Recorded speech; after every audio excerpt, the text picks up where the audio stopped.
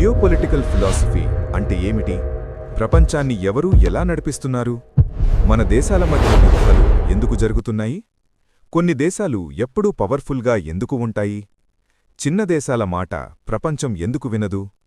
ఇవి పాలిటిక్స్ కాదండి, ఇది జియోపొలిటికల్ ఫిలాసఫీ. మ్యాప్స్లో కనిపించే గీతలు కాదు, అవి power, fear, resources, control lines. ప్రపంచంలో జరిగే చాలా యుద్ధాలు రిలీజియన్ కోసం కాదు, రీసోర్సెస్ అండ్ పవర్ కోసం. వీడియో ఎండ్ వరకు చూస్తే న్యూస్ని చూసే విధానం మార్చిపోతారు. జియోపాలిటిక్స్ అంటే ఏమిటి? Geopolitics is equal to earth plus power plus politics. ఒక దేశం ఎక్కడ ఉంది? దాని చుట్టూ ఎవరున్నారు? సముద్రముందా? చమురు, గ్యాస్, నీరు ఉన్నాయా? ఇవన్నీ డిసైడ్ చేస్తాయి ఆ దేశం పవర్ఫుల్ అవుతుందా లేదా డిపెండ్ అవుతుందా.